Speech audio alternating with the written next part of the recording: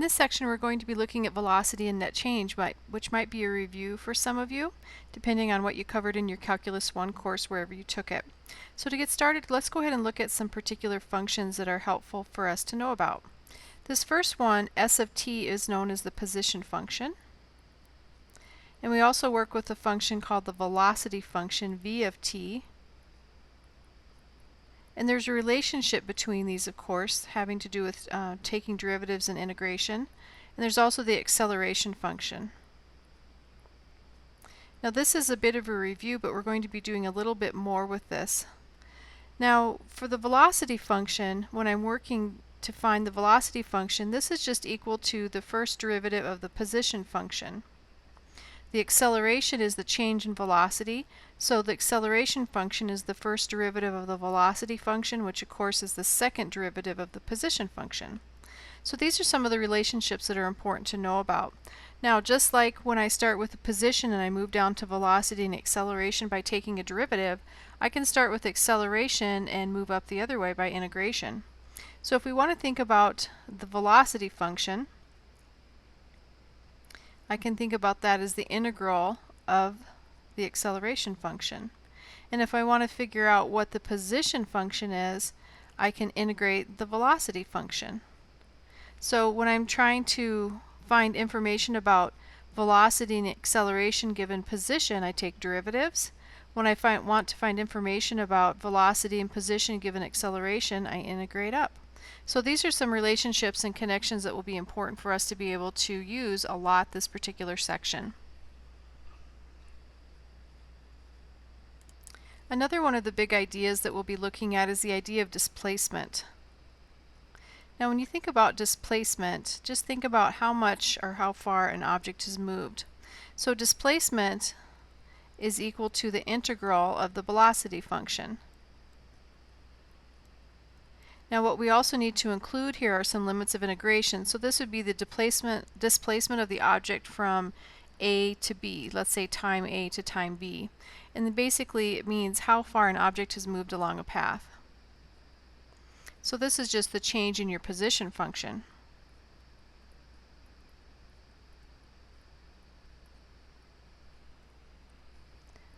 Now when we start thinking about these, we need to make sure we always understand which of the functions we're working with. So again, position function, we might think we'd use p, but we use s of t. Velocity is v and acceleration is a. So always look to see what's given to you so you can get started when you're working with a problem to know whether you need to take a derivative or an integral.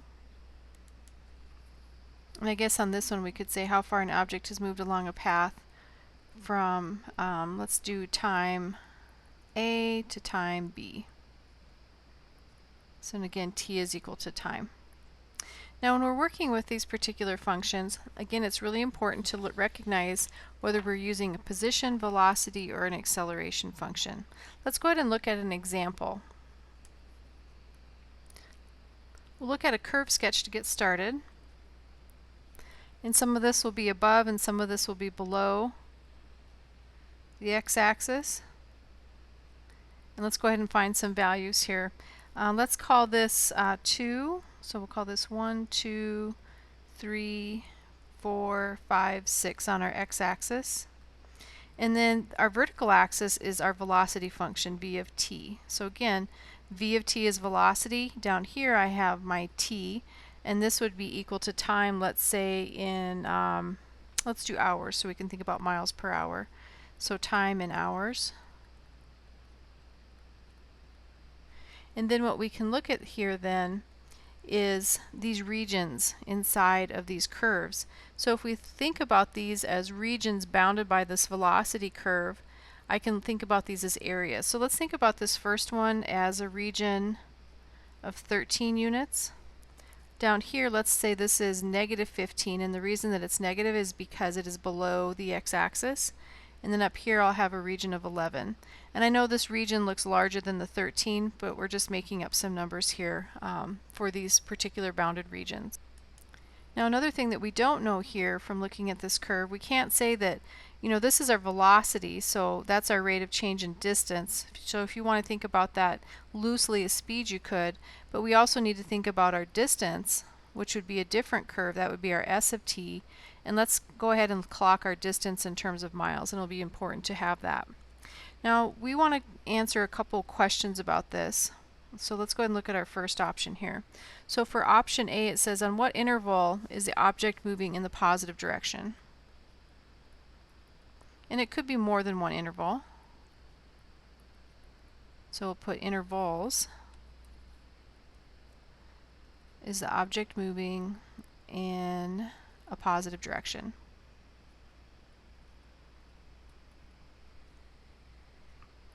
Now, if you want to think about the object moving in a positive direction, what we want to think about is where the velocity curve is above the x-axis. So that's the important thing we need to look at, is for those intervals or single interval. So this occurs when the velocity is positive. So this occurs when our graph of v of t is greater than 0. So it occurs when we have positive velocity. So if we want to talk about the intervals where that's happening, we can see that that's happening here, and then it starts up again over here. So those are our two intervals of interest for this particular example. So let's go ahead and write out what those intervals look like. So it looks like to me we would have a 0 here, and then that would go up to 2, and then go from 4 to 6. So let's look at 0 to 2 and 4 to 6. Now let's go ahead and talk about whether we have parentheses or brackets here. So if we have this point at 0, so we're looking at 0 to 2, we can see that I'm above, so I have positive. So I definitely would have a bracket here. Now at this very value of 2, I'm not above the x-axis. It's not positive. It's equal to 0. So this is a parenthesis. And I'm going to use a comma to separate the two intervals. And then again at 4 and 6, you can see at these very points that these are equal to 0. So I don't have brackets. I have parentheses. Because again, at those particular points, what I have happening there is 0. And it has to be positive, greater than 0, in order for it to be considered moving in the positive direction.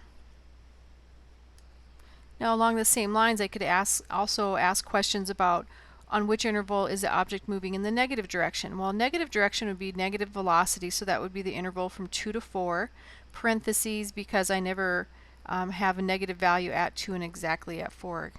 So again, those are a couple of things that you can look at when you're trying to interpret this velocity curve. Let's go ahead and note that this is a velocity curve, just so you don't forget that this is v of t. Let's go ahead and answer some other questions too about this. Now remember, displacement was how far an object moved. So you might be asked a question, what is the displacement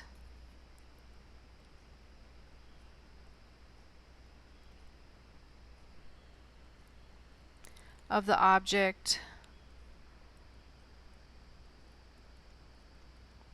and let's do over the interval.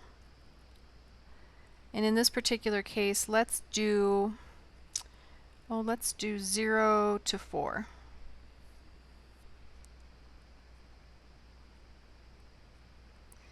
Now remember, displacement just means how far basically has it moved. That's what we're looking at. So if we look at our picture, if we want to talk about displacement over the interval from 0 to 4, I'm talking about this area over here and this area under here between 0 and 4. So if I wanted to write this out, that would equal 13 minus 15, which would be in this particular case negative 2 miles. So when we think about the idea of displacement, it's not exactly the same as distance traveled, but it can kind of, if you can kind of think about it loosely like that in order to understand it. Now answering a question about different distance traveled will be a little bit different. So if we think about this, my displacement, I'm talking about moving 13 miles in the positive direction and then 15 miles in the negative direction. So my total displacement from my original starting point was negative 2 miles. Let's look at another example and answer a question about distance traveled. So let's go ahead and look at what is the total distance traveled.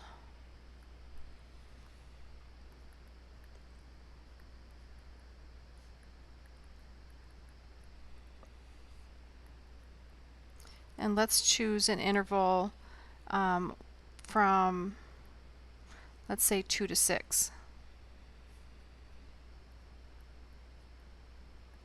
So if I talk about the total distance traveled from 2 to 6, if we were talking about displacement, I would have gone 15 miles basically to the left of where I started, and then from that point I moved 11 miles. So my total displacement would have been 11 minus 15, or -4. But in traveling those two distances, what ended up happening is I moved 15 miles in one direction, 11 miles in the other. So my total distance then would have been 11 plus 15, or 26 miles. So displacement, if you want to think about starting at your 0 point, this would have moved 15 to the left, and then from this point I would have moved plus 11, and that would have left me at -4. So this is displacement. Whereas total distance travel, you can see that I traveled 15 miles to the left and 11 miles to the right, which totaled 26 miles overall. So that's kind of the difference between displacement and the distance traveled, and these are two very important ideas. So we did a displacement and a total distance. Let's go ahead and look at displacement again. What is the displacement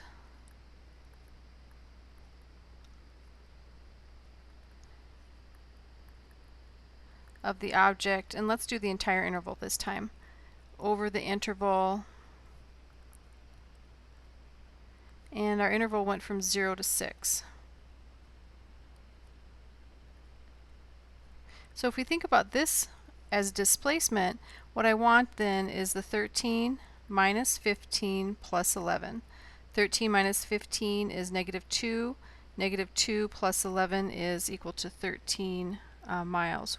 13 minus 15 is -2. -2 plus 11 is 9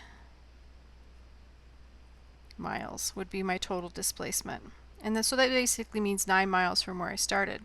Well, let's go ahead and answer kind of the same question, except talking about total distance traveled. So let's look at another one. What is the distance traveled over the interval, our time interval, from 0 to 6?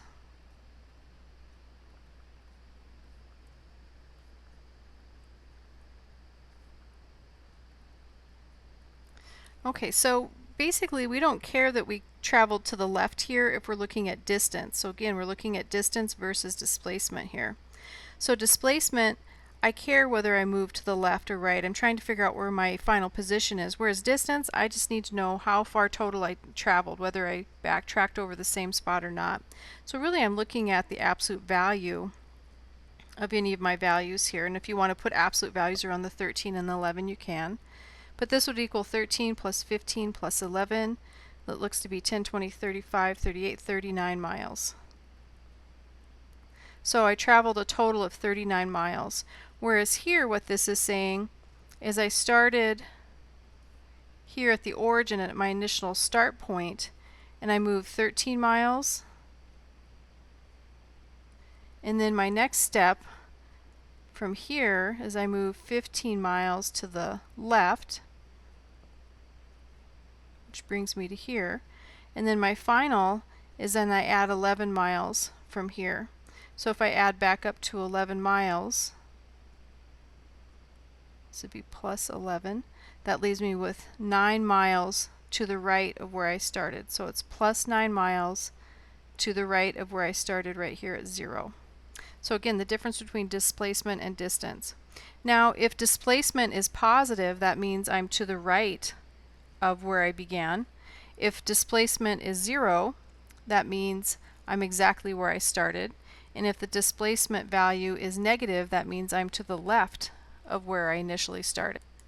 So when you're working with these, look for those keywords, whether you're talking about displacement or distance traveled, and then also whether you're given the velocity equation or a position equation. For this next example, we're given the velocity equation. So we'll say the velocity of an airplane. And this particular airplane flying into a headwind, we'll look at the example that you guys will see in your homework.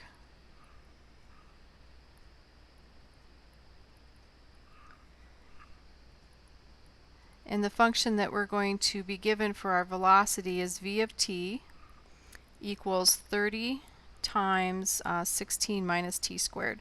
16 minus t squared should look pretty familiar to you. This is in terms of miles per hour, and this is over the interval between 0 and 3 hours. And when we assume that we're starting here, we're assuming our initial position, again s of 0 would mean our position at time equals 0 is 0. So if we want to think about it, I'm starting at the origin, or starting at a particular point. So we want to answer some questions about these. First of all, graph the position function. So in order for us to graph the position function, one good thing you could do is you could grab your calculator.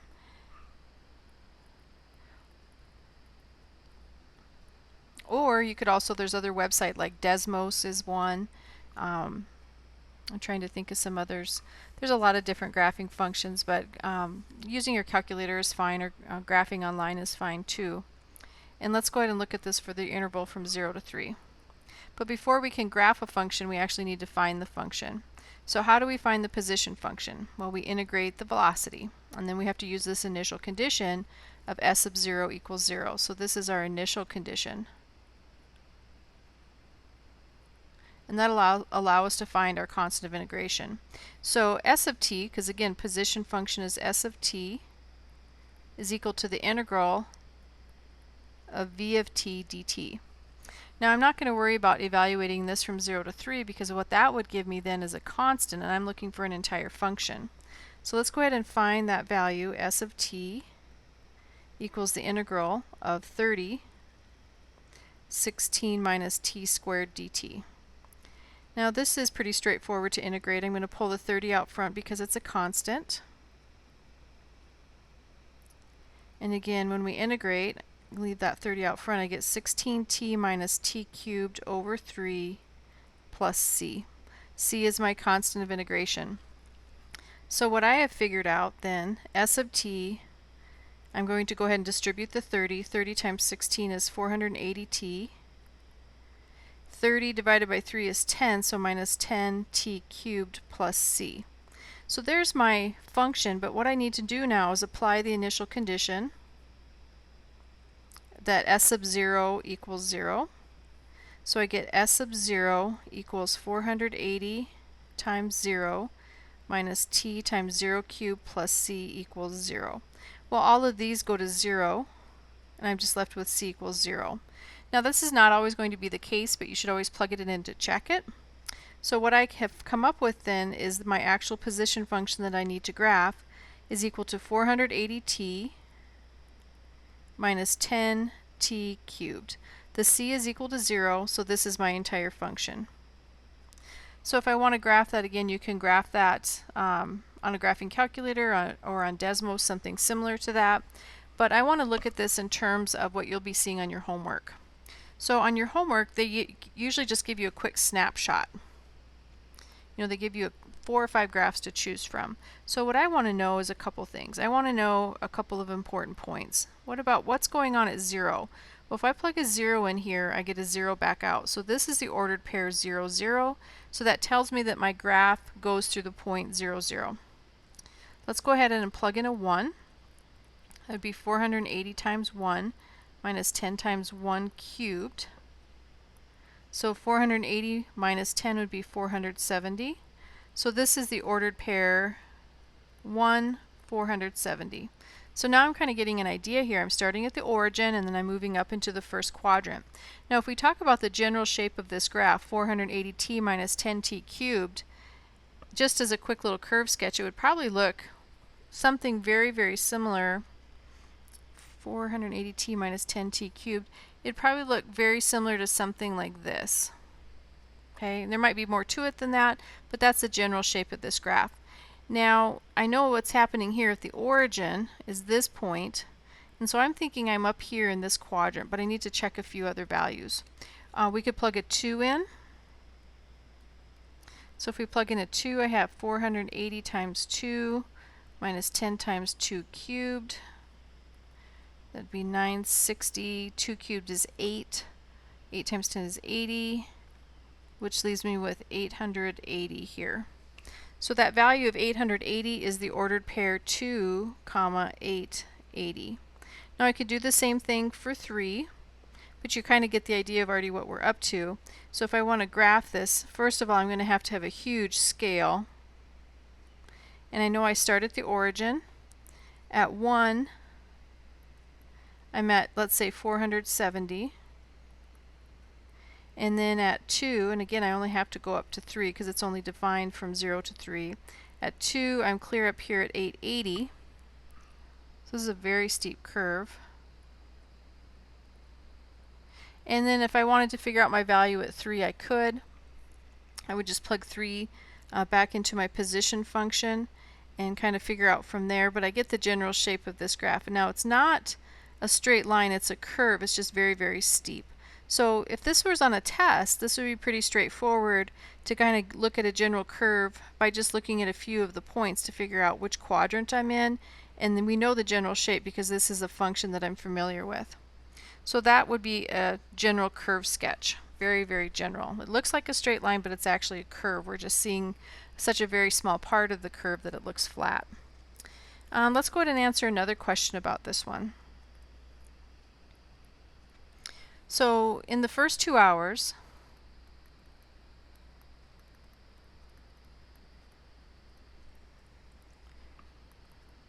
we want to figure out how far the airplane travels. The airplane travels how many miles? Okay, so how could we figure that out? Well, if we want to look at this in the first 2 hours, and I want to figure out how far it's traveling, that has to do with the position function. So what was my change in position? That's s of t. Well, s of t is the integral of the velocity, so I must be looking at the integral of the velocity from 0 to 2. But the easier way to look at this, since I already know my position function, because recall my position function was equal to 480t minus 10 cubed, 10t cubed. So the easier way for me to do this would just to say, oh, that's just s of 2 minus s of 0, because I've already found that. But if you want to integrate this, you can. You're going to get the same answer in the end. So this would be 480 times 2 minus 10 times 2 cubed. And then of course when we subtract out our lower, always plug it in. It's not always 0. You might think it always is because it usually is, but you should always check it. So all of this goes to 0.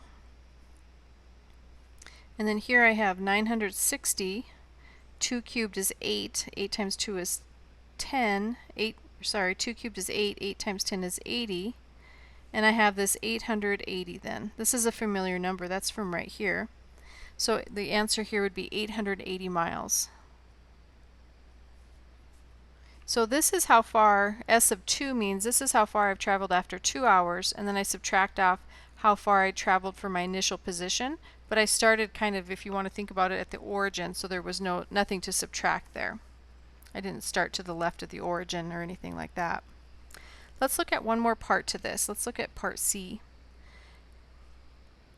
This one is going to be 2 parts. When the velocity reaches 250 miles per hour,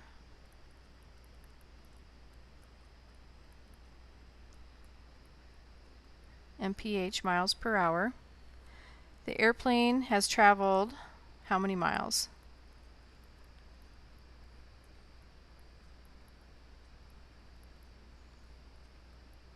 So we're trying to fill in this blank. Well, this is two parts to this, because the first part will be velocity. So I want to figure out, when does the velocity equals 250? What value of t makes the velocity equal 250? Well, let's go ahead and back up and find my velocity function. That was way up here. It was 30 times the quantity 16 minus t squared. So I have my velocity function is equal to 30 times 16 minus t squared equals 250. And I want to figure out where this is true. Well, one thing that you could do if you're using a calculator, you could graph this, but this is on a test. You're not going to have a calculator, so you'll need to know how to solve these by hand. So working through here, several different ways that we could start this. I'll distribute the 30. Let's do 480 minus 30t squared minus 250 equals 0. When we want to solve an equation, we'd like to have everything on the left equal to the right, so we can use the zero factor property. Combining my like terms, I have negative 30t squared. 480 minus 250 is a negative. Actually, that's going to be a positive, isn't it? Yeah, so 480 minus 250, 4 minus 2 is 1. Actually, 4 minus 2 is 2. So this is going to be plus 230 equals 0. So now to solve, I could use the zero factor property if we wanted to factor, or I could isolate my t squared. And if I do that, I get t squared equals negative 230 over negative 30, which simplifies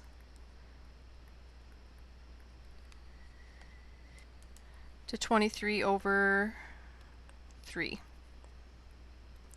So the velocity achieves 250 miles per hour at 2 spots, plus or minus the square root of 23 over 3. Now notice the radical is over the numerator and the denominator. Now we're not interested in negative time, because if you remember, our original function was defined for t between 0 and 3. So the value that I'm interested in is the positive 23 thirds. So that's not my final answer, but I'm going to use this in my next part. Now the question was, when the velocity reaches 250 miles per hour, how far has the plane traveled? So what we can do here then is we look at our distance now. So we look at our position functions, and I evaluate this at 23 over 3. So my position function was right up here, 480. And you want to plug this in exactly. You don't want a decimal approximation for this value. You want to plug it in radical form into your calculator to find this.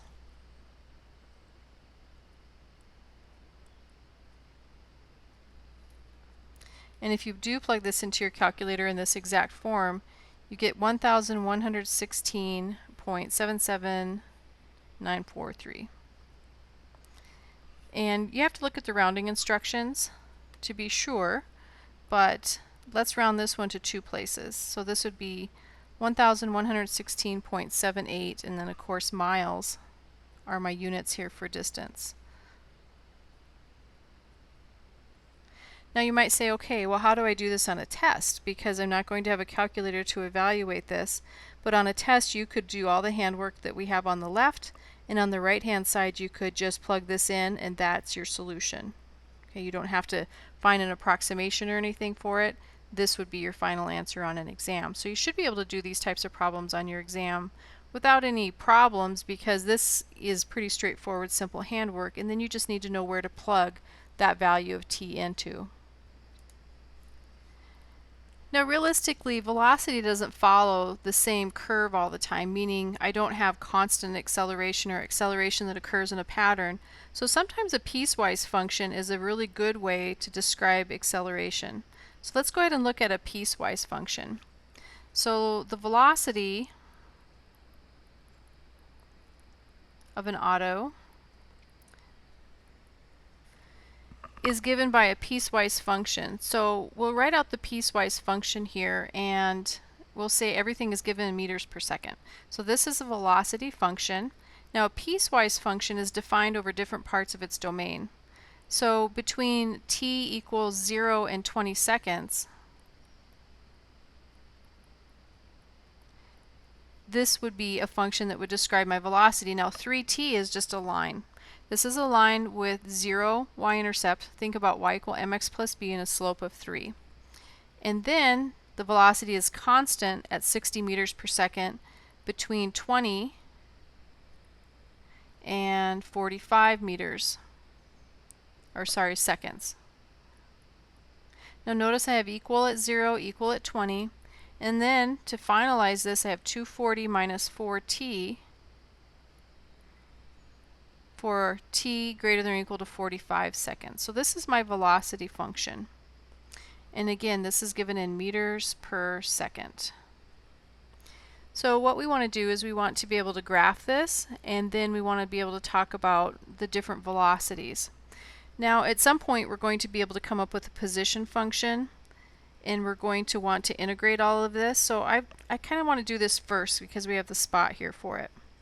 So the position function, keep in mind, s sub t is just equal to the integral of v of t.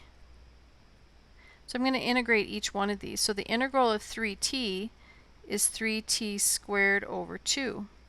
Now this is only true if time is between 0 and 20 seconds. If I integrate 60, the integral of a constant is just the constant times the variable, so this would be 60t, and this is only true between 20 and 45 seconds. And our last one, the integral of 240 would be 240t.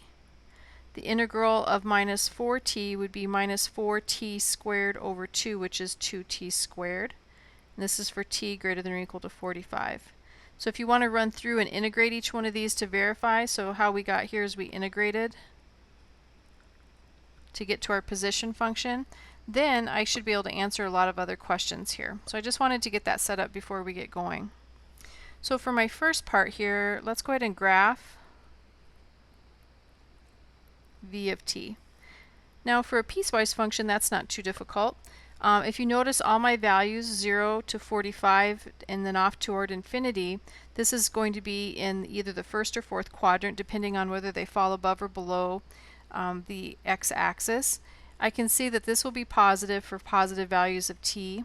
This will be positive, and this will be positive as well, unless we get values of t that are too large. So I think for the most part, I'm going to be kind of focused up in the first quadrant, but it looks like it will drop down into the the fourth quadrant as well. So as we get started, the equation of this line, if we want to think about this as y equal mx plus b, this is a line with a slope of 3 and a y-intercept of 0. So it looks something like this. Positive slope, and this would go from 0 to 20. And then this constant, it's equal to 60. Now let's see what happens. If we plug 20 in here, 3 times 20 is 60, so it meets at this point. It's hollow for the line, but it's filled for this second component. And this goes up to 45, and then let's see what happens at 45. If I plug a 45 in here, I get 45 times 4, which would be 180. 240 minus 180 is 60. So I'm right here again. And then let's plug in a number, let's say like, let's plug in a big number like 100. So 240 minus 400, that's definitely going to pop me down here in the negative regions. So this is what my graph looks like. And again, piecewise function, if you know the general shapes of your graphs, that's not too bad. Along with this, let's go ahead and look at a couple of others. When is the velocity at a maximum?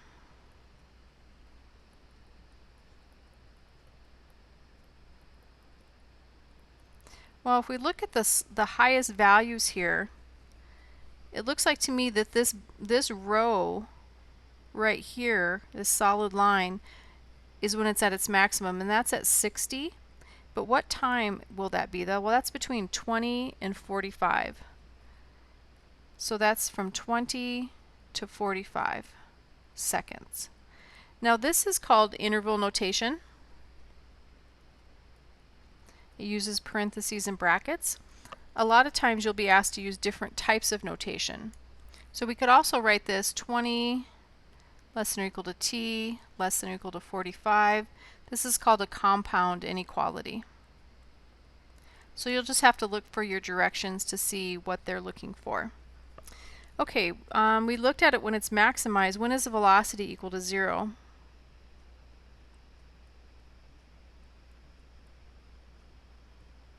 Well, we can see velocity is equal to 0 right here, and then also it looks like right here. So those are the two values. Well, that looks like that's happening at t equals 0, and then somewhere past 45. Well, how could we figure that out? Well, if it's past 45, I'm using this equation right here, the 240 minus 4t and I say, okay, when does that equal 0? So I subtract the 240 from both sides, divide through by a -4, and I get t equals 60. So this is true at t equals 0 and at t equals 60. So again, you have to find the right part of the equation to set equal to that. Now over here I could have taken 3t equals 0 as well, but that was easy to see from the graph. So you can answer all sorts of interesting things off of that velocity piecewise function, in this particular case equation. Let's go ahead and keep working on the same one. For this one, what is the distance traveled in the first 35 seconds?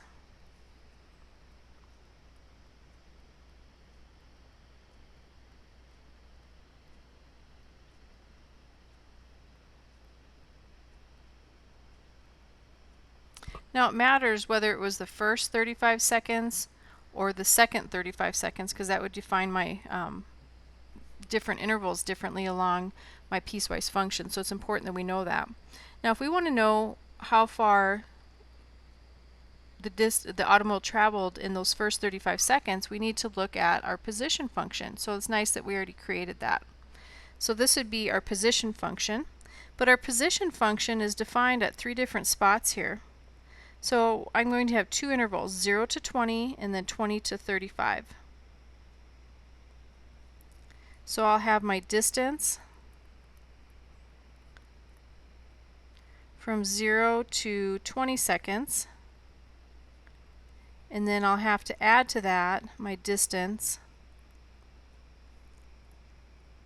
from 20 to 35 seconds. Now the reasons I had to split this up was because of my piecewise function. Now this piecewise function, I don't use velocity because I want to know how far it was traveled. So I have this 3t squared over 2 that I use for this interval. And then for this interval, I have s of t is equal to 60t. So those are some of the important things that we're looking at here. Now if I wanted to think about this with integration, I could say, oh, I need to integrate my velocity from 0 to 20 v of t dt. And then this would be my integral from 20 to 35 of v of t dt. But we already did all that work. And it's nice just to do it once up front so we don't have to do it repetitively. So I'm going to use this piece. So if I want to figure out what's going on here from 0 to 20, I take s of 20 minus s sub 0, and then I'll add that to s of 35 minus s sub 20. Now we have to be careful here. I have 20 here twice, but it's for 2 different functions. Okay, so we have to be very careful there. So if I plug a 20 in, this would be 3 times 20 squared over 2 minus 3 times 0 squared over 2. Now over here, when I plug in 35, this would be 60 times 35 minus 60 times 20. 20 squared is 400. Half of 400 is 200. 200 times 3 is 600. This is 0. Then over here I have 60 times 35. Now if we look at the 60 times 35 minus 60 times 20, I could think about this as 60 times 15, because 35 minus 20 is 15. And 60 times 15 would be 900. So if I add 600 plus 900, I get 1,500 meters for my solution here. Now usually the units are provided for you, so you don't need to worry about putting those in the answer blanks. But my value here would be 1,500. And again, that was just basically the change in position for each of these. Now, if you think about the change in the position, if you're confused by that, I'll give you an example here at the end of this problem to try and help clarify that. Now, we could also do the distance traveled in the first 60 seconds. So we had the first 35, and now let's look at the distance traveled in the first 60 seconds.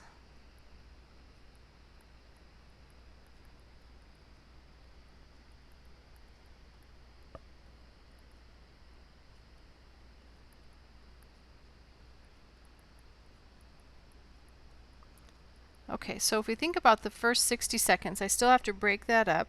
So I need to look at the distance from 0 to 20 seconds. plus the distance. And again, I did 0 to 20 because that's how my piecewise function is defined. Here's 0 to 20, and then I'll go 20 to 45.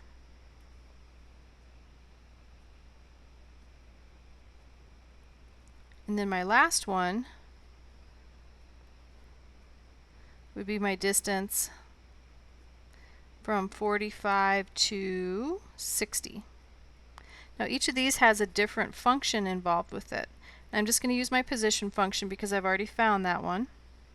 So for my first one, I had 3t squared over 2. For my second one, this was 60t. And then for my third one, if you want to scroll up, you can. My position function was 240t minus 2t squared.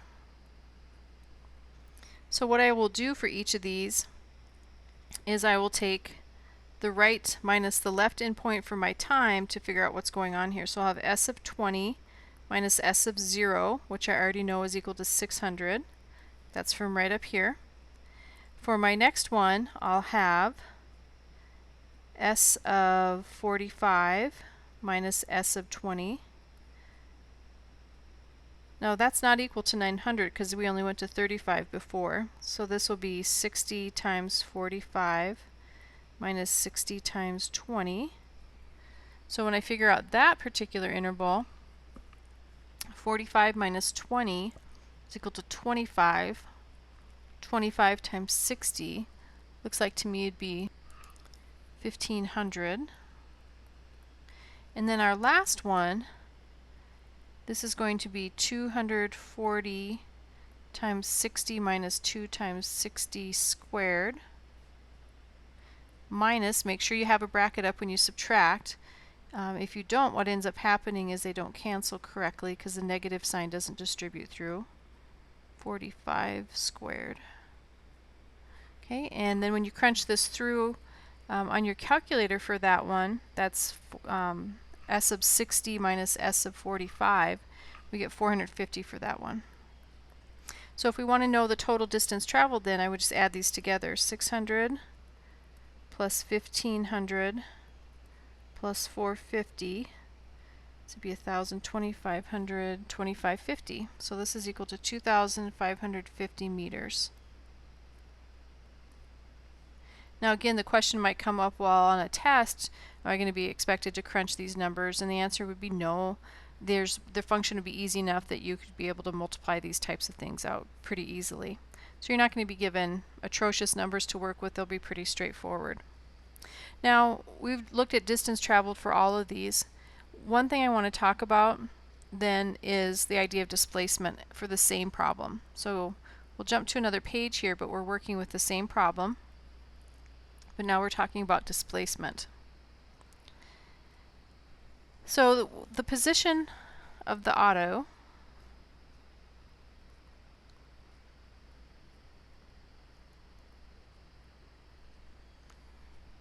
let's do when t equals 70. So time is equal to 70 seconds is how many meters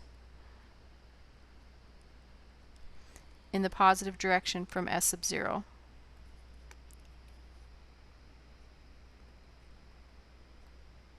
So they're giving us a hint here. So they're telling us that we're somewhere to the right of 0. So my values, there must have been more positive than negative values.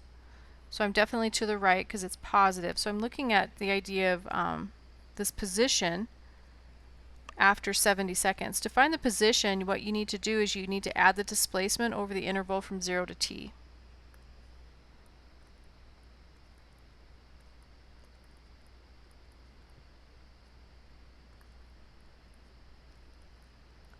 And in our case, t is equal to 70. So we're going to add the displacement over the interval from 0 to 70 to the initial position. This is an important idea. Now we started at the origin, so our initial position is 0, but that's not always the case, so you always need to remember that. If you didn't start at 0, I would always need to add it to where I did start to. So to find the position of the automobile when t equals 70, first we have to find the displacement over the interval from 0 to 70 by calculating basically the position functions. So we're looking for 0 to 70 v of t dt. But we know when we integrate our velocity, I'm going to get position, but I'll write these out first. We'll go 0 to 20 of v of t dt, because that's our first time interval. Our next one was 20 to 45, and again, if you want to scroll up or look up in your notes, you can see that these are my domain restrictions. And then my last one was 45 to infinity, but we capped that at 70 v of t dt. Well, we've already done a lot of this work. This is s of 20 minus s sub 0, which we know from our work above was 600. This next one, that was just equal to s of 45 minus s sub 20, which we know from our work above was 1500. So again, 600, 1500. Now this one went 45 to 60. We're going 45 to 70, so I can't use this 450 number. But that one would be s of 70 minus s of 45. And if you want to crunch the numbers, we get 250 there. And then we add all these up, we end up with 2,350 units, or meters in this particular case. It's positive, so we know that we're in the positive direction from our origin. Now the thing that we need to be careful of is you're integrating the velocity or you're evaluating these at the position functions. So for this particular interval, s sub t, this was equal to 3t squared over 2. So s sub t is 3t squared over 2. For my second interval, s sub t was equal to 60t. And then for my third one, s sub t would equal 240t minus 2t squared. So again, they all just come back to here. And I like to use this position right away. I like to integrate it to find it. So I can just use these without having to integrate over and over again with the velocity function. But these are all examples of using that idea of the derivative of position as velocity and the derivative of velocity as acceleration. Now everything that we've talked about so far, we've talked a lot about the position, velocity, and acceleration, but all this works for a lot of other things too. So for instance, I could be given a population size, and this could be of a town, could be bacteria in a petri dish. But if I take the derivative of that population, what I get here then is I get a growth rate.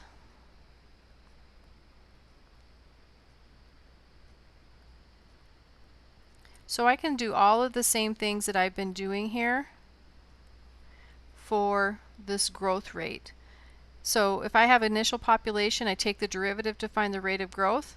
If I want to go backward to find my initial population, I would integrate the growth rate. So a lot of the problems you run across might not be position, velocity, and acceleration, but they may be population sizes and growth rates. Now a lot of times you'll be given initial conditions, and then you'll be able to find for that constant of integration, and that's a big idea. So make sure you apply that initial condition to find that constant, like we did in some of the previous problems. Now usually the problems we did before, I think our constant was equal to 0, but that's not always the case, so make sure you spend the time looking through to find exactly what's going on with that. I know this lecture is getting a little bit long, but hopefully you'll just kind of scrub through it to find the answers to the questions that you have, but I want to make sure I do a very thorough job in explaining these, and then also making sure you have lots of examples to go with. For this next one, it says to consider the velocity function, and this is really cool because it's a trig function, so that's exciting. So consider the velocity function. In this particular case, we'll have -8 sine of t, and this is restricted between pi and 2 pi for time.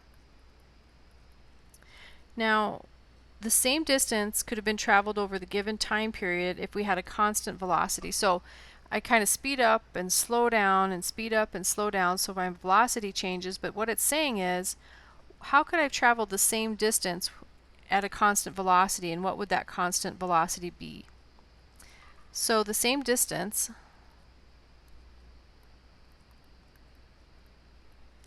could have been traveled over the given time period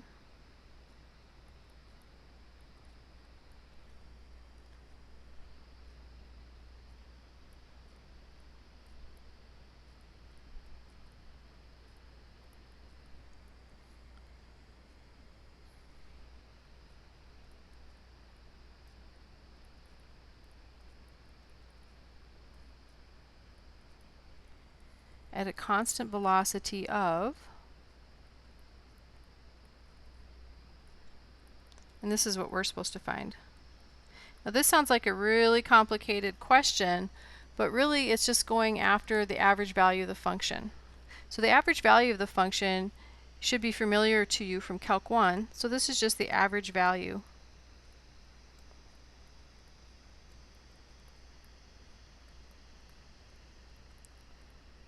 So in this particular case, that would be 1 over 2 pi minus pi. So 1 over b minus a, looking at our endpoints, integral from pi to 2 pi of negative 8 sine of t dt. So this is just the average value of the function. 2 pi minus pi is pi. And then I could pull this negative 8 out front as well. Let's pull that out front. And then the integral of sine is equal to a negative cosine of t dt, or sorry, negative cosine of t. I don't need a plus c here because I'm going to evaluate this from pi to 2 pi. So here I have a negative times a negative is a positive, so I have 8 pi out front simplified. So I plug in the cosine of 2 pi minus cosine of pi. So I have 8 over pi. Cosine of 2 pi is 1. And you'll definitely need to know your trig values for your exam. You need to know the values for your unit circle. Cosine of pi is negative 1. So I have minus a negative, which is the same as a positive. So this is 1 plus 1, which is 2. So I'm left with 16 over pi. So if my velocity had been 16 over pi meters per second constant, I could have traveled the same distance instead of doing the speed up, slow down, increase, decrease speed, if you want to think about it like that. I could have used that constant velocity. And again, it's just the average value of the function, which is something you learned in Calc 1. Okay, I think you have everything you need to do or you need to know to go through the homework problems for this section. But I love these problems, so I just want to throw in one extra. Of course, you don't need to watch any of these if you don't want to. But this is an example that we were talking about above when we were talking about the population size, and the derivative of population is the rate of growth of the population. And the integral of the rate of growth gives me the position or the population function. So I'm going to do an example that kind of follows through with that. And again, if you already have a handle on this and don't need to watch the last example, that's fine too. So let's, for this problem, start with an initial population or initial value, p of 0 equals 30. I think this one is prairie dogs or the population of a small rural community or something like that. So the population grows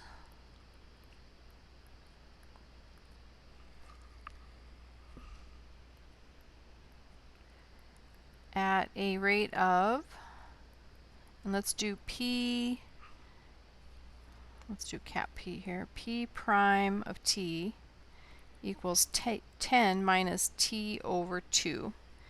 And this is prairie dogs per month.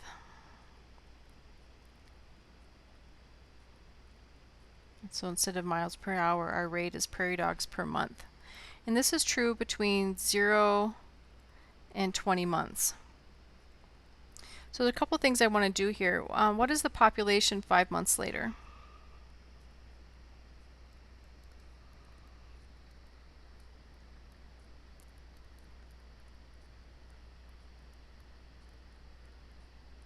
Well, if we want to think about this, this is my velocity.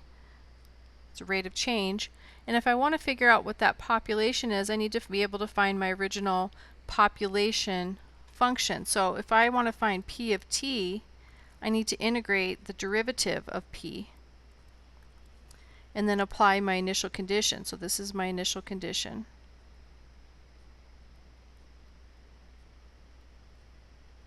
Okay, so we want to integrate 10 minus t over 2 dt. So the integral of 10 is 10t. The integral of t is t squared over 2, but there's already a 2 there, so 2 times 2 is 4 plus c. Now I have my population function is 10t minus t squared over 4 plus c. Now what I can do is apply my initial condition, which is p of 0 equals 30. I had 30 prairie dogs to begin with. So I have 10 times 0 minus 0 squared over 4 plus c equals 30. So if I solve for c, this means that c is equal to 30. So I now know p of t. And this will help me answer the rest of my question. So p of t is equal to 10t, actually I want to put this out first, minus t squared over 4 plus 10t plus 30. So that is my population function. Now remember, this is only good between 0 and 20 months. Now this is a parabola that opens down. If you think about t squared positive, it's a parabola opening up. This is opening down. So this is telling me that somehow this population increases, it reaches a maximum point, and then it kind of crashes again. Now the original question was, what was the population after 5 months? So we go ahead and plug a 5 in. Now I'm not negating the 5 and then squaring it. I'm squaring the 5 and then negating it. And that difference is important because it would change your answer. It's a 5. So simplifying here, I get negative 25 over 4 plus 50 plus 30. So negative 25 over 4, that would be half of 25 would be 12, and half of 12 would be 12, or half of 25 is 12.5, half of 12.5 is 6.25, so this is negative 6.25 plus 80. 80 minus 6 is 74, minus 0.25 would be 73.75 prairie dogs. I should have made this something shorter to write, like gophers.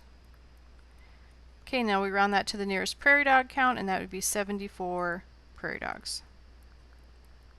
But in order to go through this process, I needed to find my population function first, and I could find this by integrating the derivative or integrating the growth rate. So these are really cool problems. I hope you enjoyed doing them as much as I did. I always do all the homework problems that you're assigned as well because I think they're fun. So if you have any questions while you're working, as usual, you can send me a screenshot of your problem. You can also text me and set up a time that we can meet online to work as well. And if you're on campus or near campus and you'd like to stop in during my office hours, they're posted on the website. Good luck, and please let me know if you have any questions.